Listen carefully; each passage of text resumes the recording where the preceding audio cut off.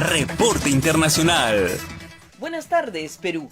Para Betel en la actualidad, déjanos contarte la noticia. Estos son nuestros titulares. La ministra de Sanidad cree que la retirada de mascarillas debe ir paso a paso. Los menores de 60 años ya vacunados con AstraZeneca recibirán una segunda dosis de Pfizer. El decreto ley del fin del estado de alarma se vota hoy entre duras críticas. A continuación, el desarrollo de la información. Carolina Darias, ministra de Sanidad, consideró que revisar el uso de las mascarillas para retirar su obligatoriedad al aire libre debe ir poco a poco y tendrá que evaluarse en la ponencia de alertas formada por expertos de las comunidades, el propio ministerio y sociedades científicas. Las personas menores de 60 años que a partir del mes de febrero empezaron a recibir una primera dosis de AstraZeneca completarán su inmunización contra el COVID con una segunda dosis de Pfizer. Así lo ha acordado la Comisión de Salud Pública, en las que hasta 7 comunidades han mostrado su oposición. Y se seguirá debatiendo si quienes lo desean pueden ponerse voluntariamente la segunda dosis de AstraZeneca en lugar de Pfizer. La vacunación de este colectivo continuará en los próximos días, ha informado Sanidad sin precisar la fecha. El decreto ley que permite recurrir al Tribunal Supremo medidas que puedan afectar a los derechos fundamentales ante el fin del estado de alarma, como es la limitación de movimiento, se vota hoy en el Congreso entre duras críticas de la mayoría de los partidos políticos. Temperatura actual, máxima 35 grados, mínima 19 grados. Cotización actual del euro. Un euro son $1,22, precio de compra y venta. Para Betel en la actualidad, plataforma internacional, informó Mari Escobedo desde Barcelona, España. Adelante, estudios. 12:16. Bien, en este momento tenemos un enlace con nuestros compañeros de Betel Informa para una importante entrevista en Diálogo Electoral. Muy buenas tardes, Manuel, te escuchamos. Buenas tardes, Marco, Dios te bendiga, bienvenidos a todos a este segmento de Diálogo Electoral. Hoy tenemos un programa muy interesante, vamos a tener perspectivas desde Chile, también desde Perú, con el doctor Juan Uchuya, que nos va a contar qué está pasando en esta campaña política, y finalmente vamos a cerrar con declaraciones del vocero de la Embajada de Israel en el Perú respecto a este conflicto que hay entre Israel y Palestina. Antes de iniciar el desarrollo de las entrevistas, quiero compartir con ustedes algunos videos, ¿no? Está en la polémica en el Perú el tema de las agresiones a los hombres de prensa, ¿no? En ese sentido, vamos a revisar qué pasó hoy día con un reportero de Frecuencia Latina, así que si tenemos el video por ahí, chicos, lo lanzamos. Preocupante por las agresiones que hemos sufrido el día de ayer, y esto debido a que usted de cierta manera acusaba a los seguidores en las plazas al mencionar esto. En ningún momento se ha hecho una acusación por parte de nosotros, no nos hemos dirigido en particularidades. Pero en generalidades sí, candidato. Sí se ha visto de repente diciendo de que en ningún momento por nuestra parte.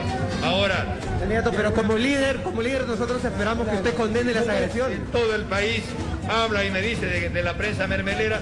Yo creo que en ese momento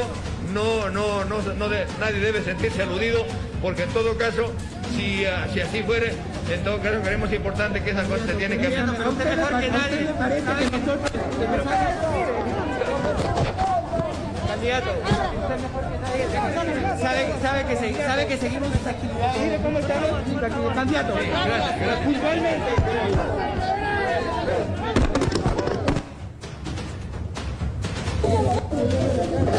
Oye, candidato, mire lo que candidato, ¿se da cuenta cómo nos agrede? A ver, mire cómo nos agrede su gente en su cara, candidato. Estamos llamando a la cara. Cuando esas cosas a ver, espere. Mire. Cuando esas cosas se dan en mi presencia, son agresivos, yo candidato. no la voy a permitir. Mire lo que me han hecho, me han tirado el niño al piso. Por eso estoy diciendo, cuando se da. Bien, y en esa oportunidad sí se dio en su presencia, ¿no? Y ni así se pudo controlar este asunto tan complicado que es la agresión a la prensa. Hay que ser sinceros que también la prensa pues perdió la credibilidad desde hace mucho tiempo. En líneas generales, el gran conglomerado periodístico, pues, yo conversaba con algunos amigos, fue durante más de 20 años antifujimorista, hoy día pues velando por sus intereses, se apoya a la candidata a Fujimori, pero lo que no se puede digamos, justificar es que golpeen a una periodista por la espalda y le metan una patada, ¿no? Pero el candidato Castillo hizo su deslinde respecto a este asunto y vamos a escuchar que mencionó a través de un comunicado. Bueno, expreso mi solidaridad con estos hombres y mujeres que hacen su trabajo en la prensa, hombres de lucha, hombres que nos acompañan, a las damas, en especial a la compañera Stephanie, que deslindamos aquí toda actitud que va en contra de la libertad, como la libertad de prensa, la libertad de opinión, de información. Si ha habido algunos casos exabruptos, rechazamos todo este tipo de actitudes y deslindamos todo este tipo de actos. Somos hermanos y creemos importante que tenemos que asumir con responsabilidades. Como en toda lucha, puede haber algún infiltrado, alguna persona que no cree en la democracia, pero por nuestra parte no tendrán ese tipo de actitudes. Vamos, pueblo peruano, vamos a recuperar la democracia haciendo todo el esfuerzo. Trabajadores de prensa, el pueblo peruano, el pueblo organizado. No nos detengamos y no nos distraigamos en otra cosa. No se puede permitir las agresiones, vengan de donde vengan, tenemos que combatirlas. No más pobres en un país rico. Palabra de maestro. Muy bien, y al respecto, Frecuencia Latina reportó esto en su Twitter, ¿no? Lo que vimos en el primer video, y también IPIS, que es una organización que vela por la libertad de prensa y de expresión, destacó que este asunto debería ser seriamente evaluado por las autoridades nacionales, ¿no? Una investigación profunda. En tanto, Vladimir Cerrón, fundador de Perú Libre, destacó en un Twitter primero que esto era una reacción del pueblo indignado, luego borró el Twitter y colocó otro donde dijo que jamás justificaría la violencia ante cualquier persona, ¿no? Sea hombre, mujer o sobre todo frente a la prensa. Vamos a comunicarnos también en un momento más con Antaris Varela desde Chile. Ella es fundadora del Partido Conservador. Vamos a hacer una llamada a través de WhatsApp para que conversemos con ella qué está pasando ya en Chile, puesto que este asunto de la nueva constitución y la asamblea constituyente en ese país también está trayendo pues repercusiones, está trayendo distintos comentarios de un lado y de otro. Hoy en día, como es conocido, la asamblea constituyente va a tener una mayoría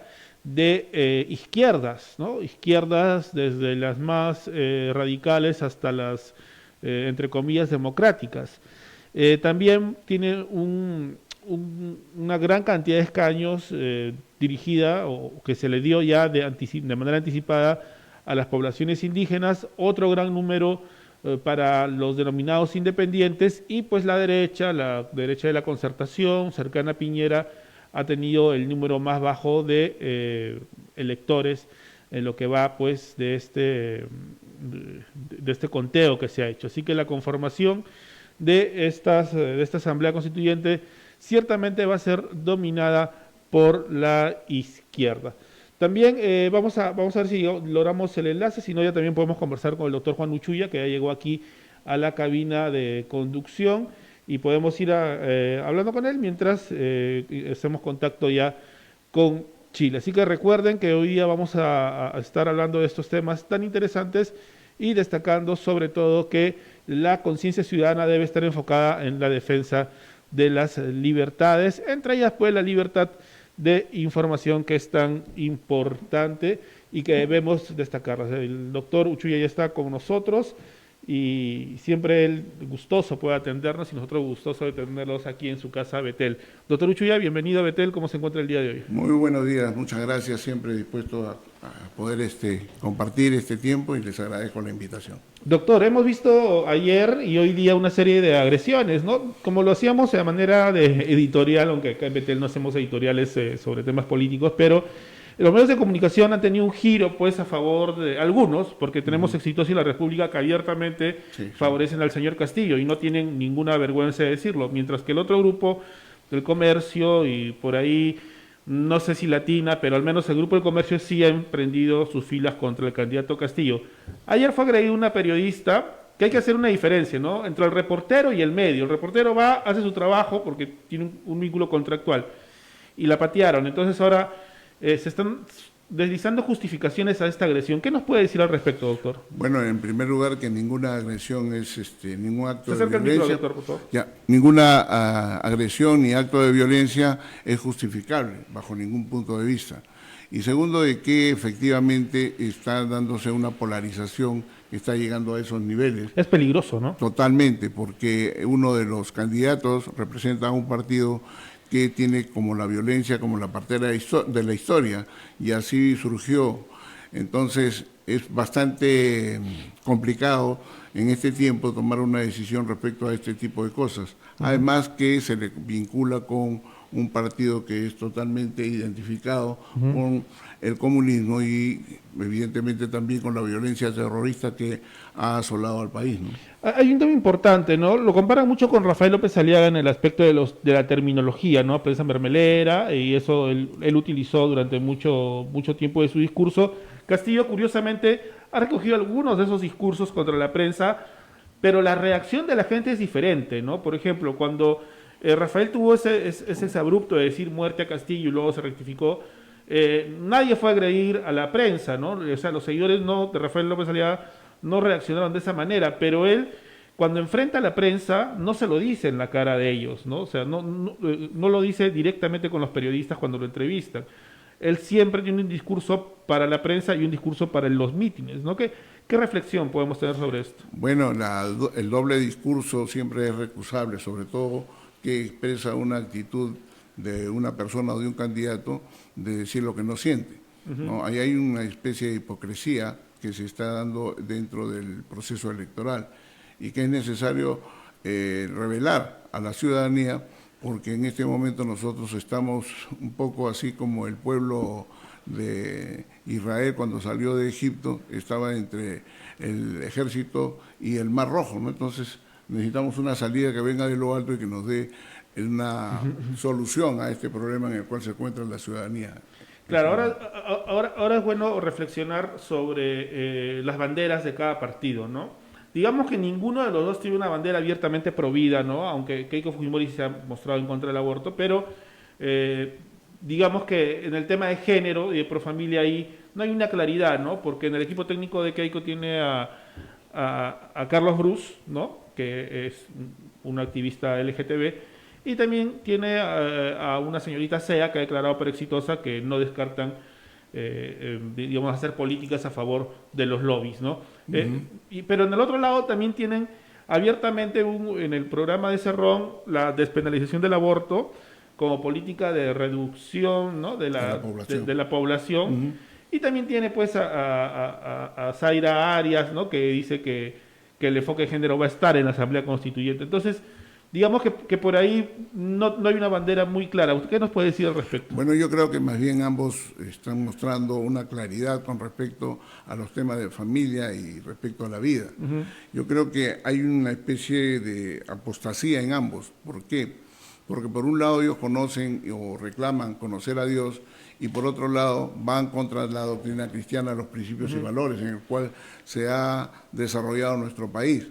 Lamentablemente, Keiko Fujimori puede perder la gran oportunidad de llegar a ser presidente de la República, la primera mujer, porque ha abierto la posibilidad de participación de personajes que son cuestionados por la ciudadanía, y sobre todo para el pueblo cristiano, que ve en la figura de Carlos Bruce el representante de la perversidad sexual que ha venido implementando a través de los distintos gobiernos en los cuales ha participado como ministro, fundamentalmente con Vizcarra, ¿no? Donde ha implementado la ideología de género y la perversidad sexual en el currículo educativo de los niños. Entonces, yo creo que esto es un paso, un retroceso que ha tenido Keiko, un desliz que tiene que poner coto y que tiene que cambiar de aquí a una semana, porque si no lo hace, sencilla y llanamente va a tener una merma en los votos de quienes piensan que la perversidad sexual es peor que la perversidad que pretende establecerse a nivel político, a nivel económico. Ahora, lo que yo le menciono es en el sentido de que hay que estar unidos frente a la verdad, ¿no? Más allá de la libertad, que es la bandera de Keiko Fujimori, la verdad también es muy importante, ¿no? Y en ese sentido, creo que el pueblo cristiano sabe quién es Carlos Brus y sabe que él no es ni pro familia ni pro vida, todo lo contrario. Y también quería que nos comente un poco qué piensa, doctor Uchuya, sobre el marxismo y esta relación que tienen con el aborto, ¿no? Porque dicen, no, se puede ser de izquierda y podemos ser también pro vida, porque el candidato dice, bueno, yo estoy en contra del aborto, pero que lo decía la Asamblea Constituyente. Se puede ser pro vida y decir, bueno, vamos a evaluar si es que, por ejemplo, mi amigo o fulanito de tal, lo matamos o no, pero en la Asamblea Constituyente, porque el aborto es un crimen, ¿no? Entonces no se puede definir si matamos o no en una Asamblea Constituyente. Fíjese usted, lo importante es establecer dos cosas. El marxismo es una expresión política perversa que pretende establecer la igualdad de las clases sociales o la igualdad de los ciudadanos ante un Estado todopoderoso, que le quita la libertad a los ciudadanos y que concentra todos los medios de producción y toda la economía en el Estado. Endiosa, pone como ídolo al Estado para que a través de él se pueda alcanzar la justicia, reemplaza a Dios. Los segundos son también aquellos que ponen al liberalismo o al libre mercado como un ídolo que hay que seguir para lograr alcanzar la justicia social o el desarrollo o los proyectos personales. Pero ninguno ni otro pueden escapar de lo que significa la verdad, de lo que significa la justicia y la libertad. ¿Por qué? Porque libertad sin justicia es imposible. ¿Y sin verdad? Es sin verdad tan peor todavía. ¿Por qué? Nosotros tenemos que establecer dos cosas. Primero, que los cristianos en su conjunto, redimidos por el sacrificio de Cristo en la cruz, constituyen la Iglesia universal, la Iglesia de Cristo. Y como tal, tiene que constituirse como columna y baluarte de la verdad y defender la verdad. Y en este momento, como les decía, están como el pueblo israelí frente a los egipcios y al Mar Rojo. ¿Por qué? Porque tenemos al comunismo, por un lado, que cercena todas las libertades y que persigue las religiones y que promueve el aborto. Acordémonos que Lenin, uno de los primeros actos de gobierno que tuvo fue legalizar el aborto. Por supuesto, o sea, no puede haber marxista pro vida, ¿no? Es contradictorio. Definitivamente. Cuba, con Castro, también lo ha hecho. Y así todos los marxistas tienen un desprecio sobre la vida del menor, del concebido, ¿no? Y esto va contra un principio elemental que la Constitución establece como el bien protegido, la vida de las personas desde la gestación hasta su muerte natural. Entonces, y atentar contra la vida también atenta contra la libertad, y atentar contra la libertad atenta contra la justicia. Y esto es un acto que no se puede concebir en uno y otro. Por eso digo, tenemos que tomar una decisión en la que... complicada. Sí, en la que tenga que prevalecer sobre estos dos criterios humanos, sobre estas dos elucubraciones humanas del sistema de gobierno, el sistema de gobierno que plantea el Señor, en base a la justicia, en base a la libertad, pero sustentada en la verdad. En ese sentido, ¿usted cree que si ya vemos que verdad absoluta o verdad desde nuestra cosmovisión cristiana no encontramos ni en uno ni en otro, por las claras señales que nos han dado, libertad, digamos que podríamos encontrar más en un lado, ¿no? Porque por lo menos un lado no nos promete persecución religiosa, que otro lado sí. Abiertamente el señor Vladimir Cerrón ha dicho que el último escollo para implementar un plan marxista, leninista, pensamiento Mariátegui, por no decir otro tipo de pensamiento, es la Iglesia Católica y la Iglesia Evangélica, en ese orden, ¿no? Claro, el comunismo tiene una marcada lucha contra la religión. Acuérdense que ellos dicen que la religión es el opio de los pueblos. ¿Y qué es el opio, doctor? Porque mucha gente no sabe qué es el opio. Bueno, el opio es una droga que utilizan en el Asia. Y que en China, ¿no? En China, y que creen que embrutece a las personas. Sin embargo, la palabra de Dios es la que hace libre a las personas de toda subyugación, de toda perversidad que tiene el corazón, ¿no? El corazón es engañoso y perverso. El único que lo conoce es Dios y puede transformarlo. Ahora bien, efectivamente hay que tomar una decisión, pero esta es como decisión, o mueres de cáncer o mueres de otra enfermedad terminal, ¿no? Entonces hay que coger lo menos dañoso, pero efectivamente. Lo que nos extiende un poco el margen de vida, ¿no? Como, digamos, de libertad. Claro, entonces te voy a dar un poco de libertad, pero igual yo voy a imponer esta otra dictadura, que es la dictadura de género, para que tus hijos sean perversamente educados desde el colegio, para quitarte la posibilidad de los padres que puedan intervenir en la educación de los niños, para hacer que estos niños puedan ser adoptados por estos matrimonios homosexuales. Y bueno, todo esto es perversidad sexual. Si esto va a venir con la libertad, prefiero yo luchar por la libertad verdadera, que es derrotar tanto al comunismo como a la perversidad y a la dictadura de género. Correcto. La actitud del cristiano es mantenerse en buena relación con Dios y con la verdad, porque no hacerlo incurre en ser un apóstata, alejarse, apartarse de las escrituras, apartarse y alejarse de los mandamientos cristianos. Y no nos quedaría otra posibilidad de que tener que emitir un voto que no le dé ni a uno ni a otro. Pero da la posibilidad de que pueda imponerse el comunismo. Muy bien. No se puede aprovechar, y esto es lo malo que hay que recalcarle a Keiko Fujimori, no se puede aprovechar del estado de necesidad en el que está el pueblo peruano, sí, digamos, de estar entre la espada y la pared. Claro, ¿no? Para introducir y obligarle a que tenga que aceptar la ideología de género con Carlos Bruce y con todos aquellos que han ingresado en este equipo. Si ella no rectifica esto, va a perder más del 15% de la votación de los cristianos verdaderos en el país. Y entonces ella sería la culpable y la responsable de que el comunismo impere en nuestro país. Por supuesto. Creo que ese análisis es bueno, ¿no? Porque muchos dicen, bueno, hay que hacernos un poquito los locos y no hablar de esto porque tenemos un mal mayor. No, hay que hablar de esto porque este es un mal de ninguna manera, de la no misma se puede callar. peligrosidad que el comunismo. Quisiera, doctor Uchuya, que también nos comente un poquito qué piensa usted respecto al otro lado, ¿no? El otro lado ha salido el señor Bermejo a decir que el aborto son tonterías, ¿no? Que eso no va en el audio que sacó Beto Ortiz. Pero del dicho al hecho hay mucho trecho. O sea, también la gente dice, bueno, ya entró el tema con Bruce, del género y todo este asunto al lado de Keiko. Pero en el otro lado también va a haber eso, doctor. O sea, no es que porque Bermejo dice eso, Verónica se va a quedar tranquila, ¿no? Ya creo que las alianzas están. La señorita Sigrid ha salido de la mano con el señor Castillo.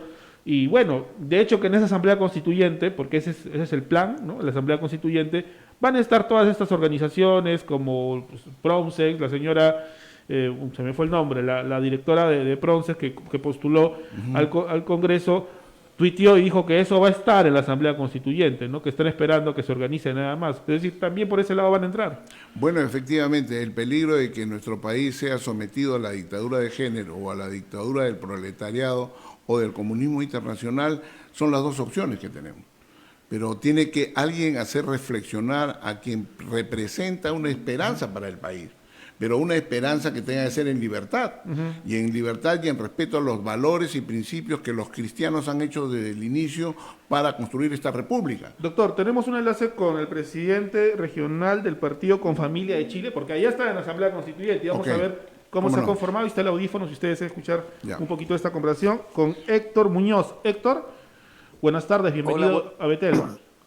Buenas tardes, hermanos. Un saludo desde Chile a los grandes y cariñosos hermanos de Perú. He tenido la oportunidad de estar en varias oportunidades por razones de trabajo en vuestro país y la verdad que han sido muy acogedores y les amamos entrañablemente aquí a todos nuestros hermanos peruanos. Igualmente, Héctor, cuéntanos un poquito cómo está conformada esta Asamblea Constituyente, porque una de las banderas del señor Castillo en el Perú también es la Asamblea Constituyente, ¿no? Y digamos que la Asamblea Constituyente de Chile no va a ser ni muy pro familia ni muy pro vida, que digamos, por lo que hemos visto.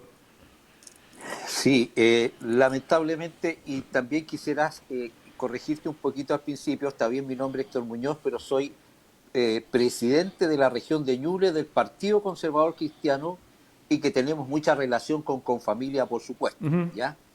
Para que quede ahí esa parte clara. Correcto. Bueno, realmente creo que vivimos en Chile el domingo pasado, como ustedes podrán saber, una de las mega elecciones que solamente a los chilenos se le ocurren hacer, inédito en cualquier parte del mundo. Bueno, fuimos arrastrados por una digamos, impulso de cambio social que más bien nosotros creemos como cristianos evangélicos en Chile, que todo corresponde a una manipulación de querer desarticular un gobierno para llevarlo, digamos, a las ideas totalitarias de izquierda, en el cual se empieza a perder todo lo que habíamos ganado por tantos años. Pero volviendo a la pregunta que se me ha hecho respecto a esta convención constitucional, cómo está conformada, lamentablemente, dado que también hace 2 años y con la anuencia de los partidos de derecha, se cambió, digamos, la fórmula de cómo se eligen, digamos, finalmente los candidatos cuando allí están en una lista, ¿no? Y de un sistema que era que equilibraba 2 grandes bloques y que permitían que por último hubiera una alternancia en el poder, pero sin embargo había un destino, sabíamos para dónde íbamos. Ahora eso se cambió y el sistema permite, de hecho hoy día hay convencionales constituyentes como unos 30 y tanto que fueron elegidos con un 5% de la votación. Comprenderás que eso es realmente dramático. También tenemos la irrupción de muchas listas independientes, las cuales, con toda esta efervescencia que nosotros estábamos viviendo en Chile, este movimiento político, mucha de esta gente también postuló y hoy día obviamente tiene la atención de los votantes y lograron bastantes escaños. Entonces quiero decir que los partidos de derecha y los partidos de izquierda sufrieron, digamos, una derrota bastante grande y eso permitió la irrupción de estos grupos que son independientes, pero cuando tú lo empiezas a analizar, en la mayoría de estos grupos vienen de izquierda y algunos son de izquierdas muy radicales. Por lo tanto, nosotros como Partido Conservador Cristiano llevamos también candidatos a las constituyentes. Yo específicamente fui candidato y no logré los votos alcanzados. De hecho, algunos de nuestros votantes alcanzaron 10.000 y más votos y tampoco pudimos lograr, ya que estábamos luchando con estos grandes grupos que están insertos dentro de la política chilena. Héctor, en ese sentido, ¿qué reflexión nos puede dejar esto al Perú, ¿no? Porque, o sea, sin comprometerte a opinar sobre política de otro país, hay una bandera similar en nuestro Perú, que es la Asamblea Constituyente y el cambio de constitución, que también podría tener como resultado algo similar a lo que ustedes están viviendo, ¿cierto? Correcto. Sí, he estado atento a lo que está pasando en Perú y no tengo los detalles específicos, pero sí entiendo cuál es lo que van a decidir dentro de poco. Lamentablemente, yo creo que nos estamos enfrentando a nivel latinoamericano a esta invasión, a esta revolución cultural, la cual en Chile demoró en construirse más de 25 años. De tal manera que el nuevo socialismo del siglo XXI y los izquierdistas más fundamentales que tienen que ver con esta forma de ver el mundo, corrompieron, digamos, nuestro país desde las bases más pequeñas, desde las escuelas básicas, incluso ahora querían meterse en los jardines infantiles, con una ley que permitía, digamos, quitarle el patrocinio que tienen los padres para determinar qué es lo que se le enseña a los hijos o no, donde había allí una enseñanza sexual que era realmente ridícula, grave, insolente, perjuiciosa, y que iba a transformar, digamos, a los niños en verdaderas posibles que podían ser manipulados, digamos, por otras personas, llámese homosexual o cualquier otro tipo de gente.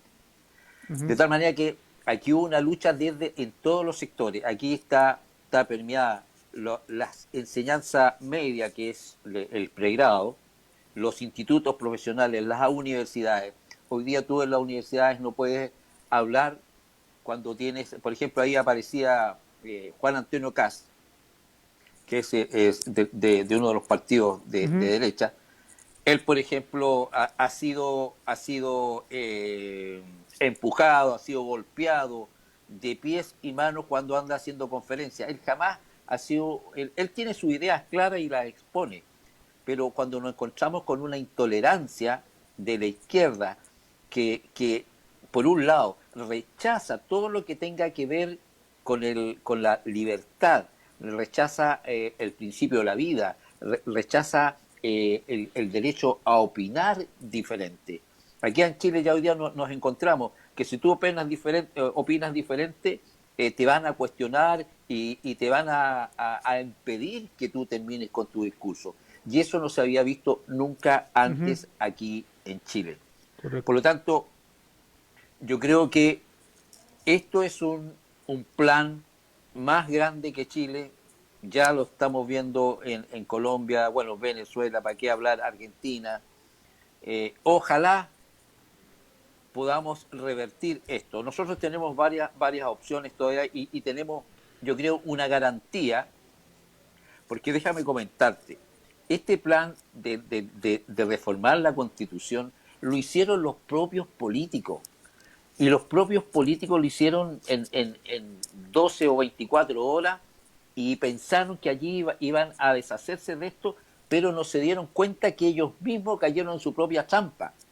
Porque hoy día ellos tienen la valoración de la ciudadanía está entre un 3%.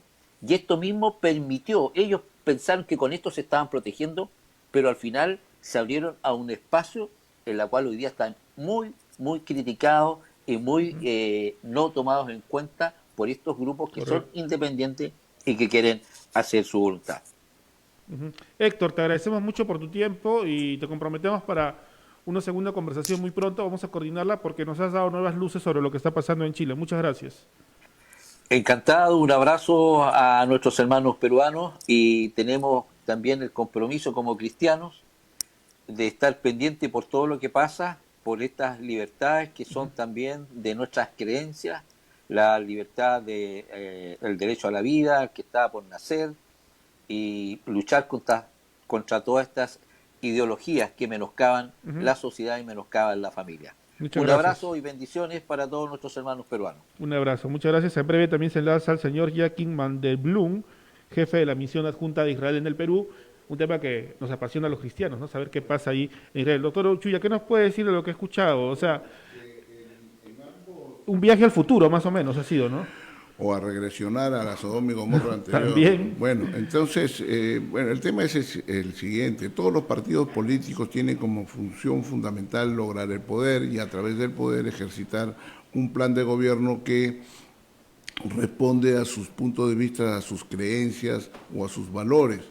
En el comunismo sabemos que también en la cuestión de poder es para hacer e implementar el comunismo, o sea, quitarle los medios de producción a quienes lo poseen, hacer una sociedad que aparentemente sea sin clase, pero que es quitarle al que más tiene para darle al que menos tiene. Y ese es el pueblo al que se refieren cuando hablan, no a todos nosotros, sino a No, esos. se habla eso exclusivamente. O aquel que tiene una casa tendrán que quitársela si es que necesitan, o ellos determinan que debe dársela a otro más pobre. Pero estas cosas son las que determinan el manejo tanto en la economía como en la política.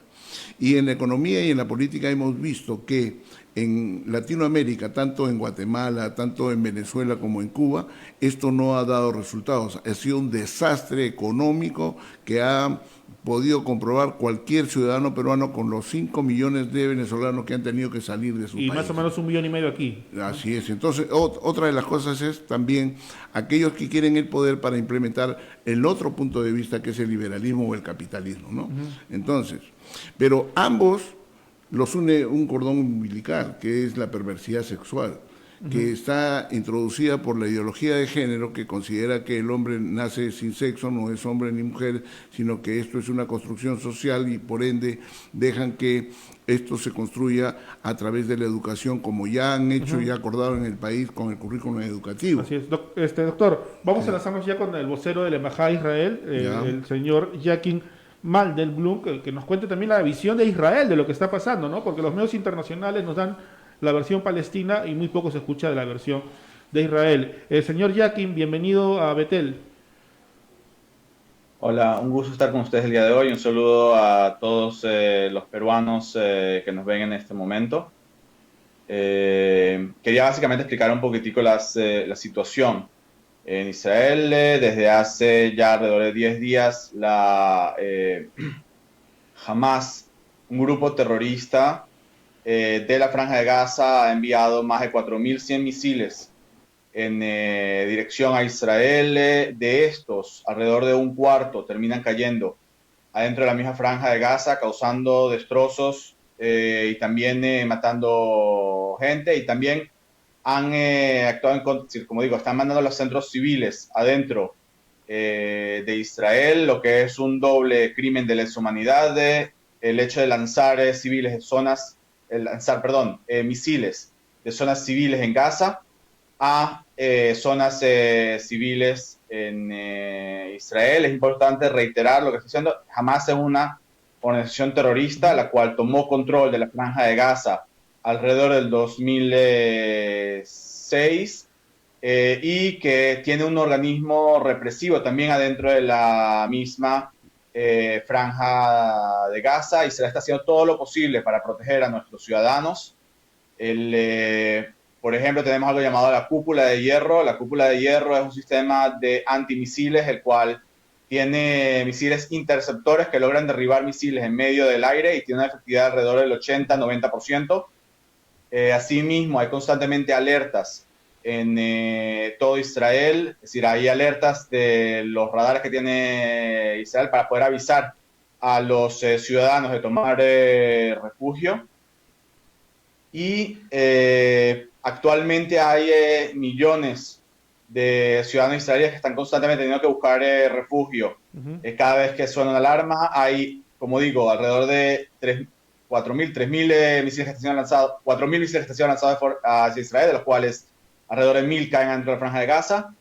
Y en este momento, como digo, Israel está haciendo todo para defenderse y también para evitar la pérdida de vidas inocentes también adentro de Gaza. Sin embargo, es importante el hecho de neutralizar las capacidades de este grupo terrorista. Quisiera hacer una consulta. En todo caso, es el Estado de Israel contra una agrupación terrorista, ¿no? Hay que entender eso como concepto. No es contra Palestina, es contra una organización terrorista. Otro punto es, ¿por qué se ha intensificado la agresión desde Palestina hacia Israel? ¿Cuál ha sido el detonante?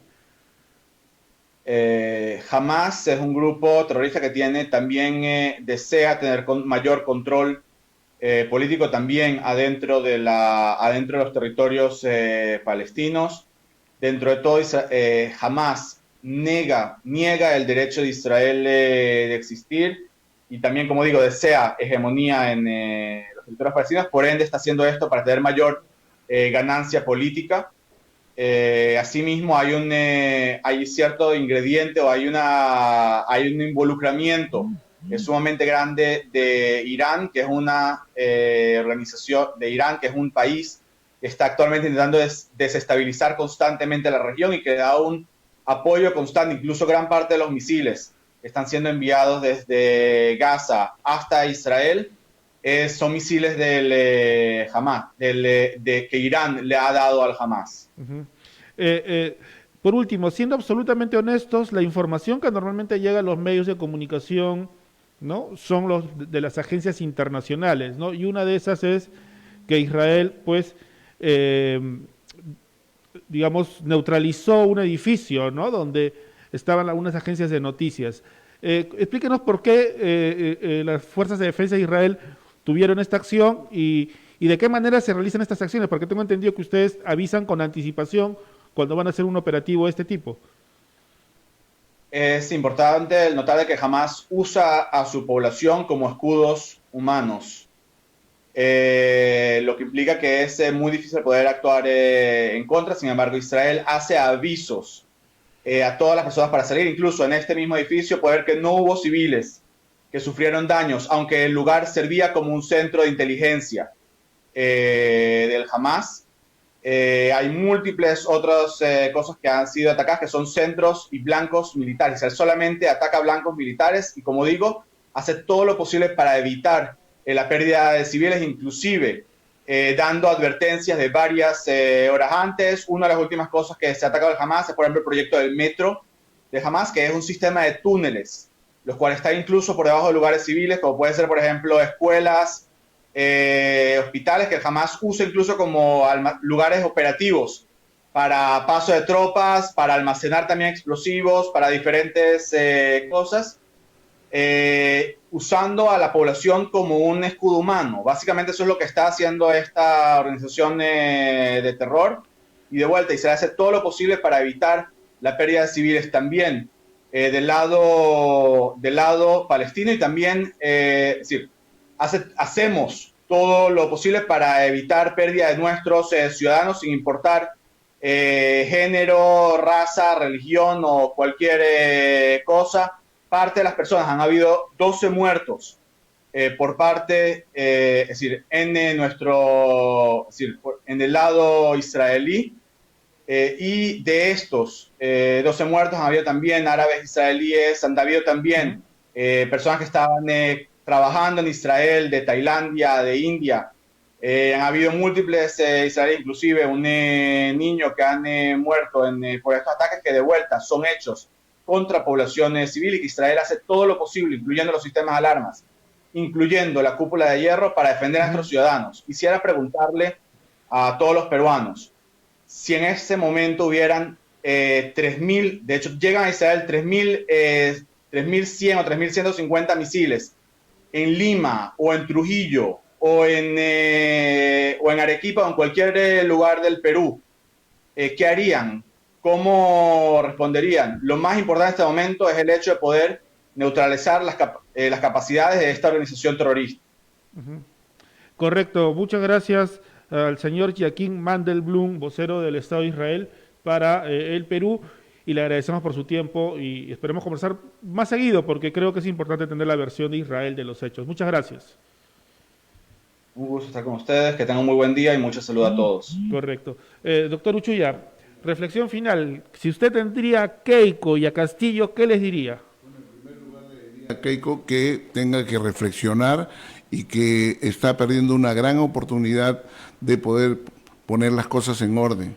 Si ella hizo una promesa al pueblo peruano diciendo que era pro vida y pro familia, debe cumplir su promesa y no debe apostatar.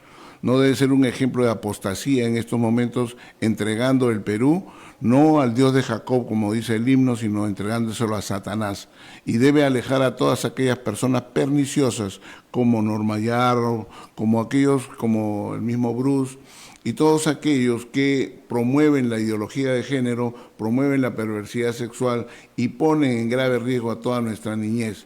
Además, el Perú está cimentado en los valores cristianos que deben prevalecer sobre unas minorías que pretenden hacer que su estilo de vida sea refrendado desde el poder, desde el gobierno.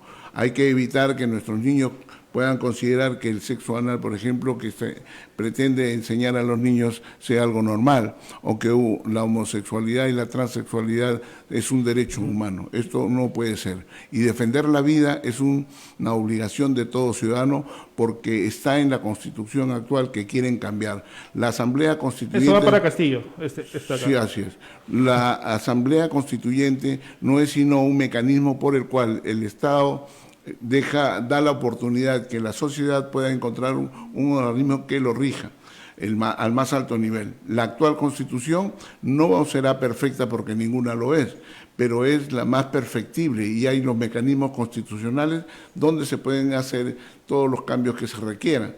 Pero hay que tener cuidado, y esto va para la reflexión desde ahora.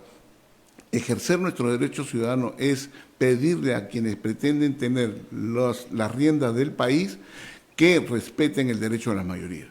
Si somos una mayoría cristiana, deben respetarse los valores cristianos. Entrando el comunismo o entrando la dictadura de género, nos van a quitar la libertad de expresión, la libertad de religión, como lo están queriendo hacer, por ejemplo, en Bolivia. Y como lo que está pasando en Chile, ¿no? Que nos dijo y en nuestro... Chile igual, o sea, ¿por qué? Porque esto es una ola internacional, el poder internacional del nuevo orden mundial, del nuevo orden anticristiano. Kass es católico, pero cuando habla de género le tiran piedras, o sea, imagínense, ¿no? Pero claro, pues, es decir, yo amo al Perú, pero juego contra el Perú, no es así. A reflexionar entonces, amigos y hermanos, tenemos una encrucijada, pero como lo dijo el doctor Uchuya, hay que utilizar nuestra cosmovisión cristiana para tomar decisiones. Así que nos despedimos hasta el día de mañana, que vamos a tener al hijo de una persona que fue asesinada en Ayacucho por Sendero Luminoso y ahora tiene una organización que justamente advierte de los riesgos de estas ideologías comunistas. Así que mañana vamos a estar con él, con Andrés Capelletti y también con Eloy Durán, porque vamos a deshojar pues el nuevo plan de gobierno de Pedro Castillo. Así que nos despedimos, hasta mañana. Muchas gracias. Gracias, doctor. Bien.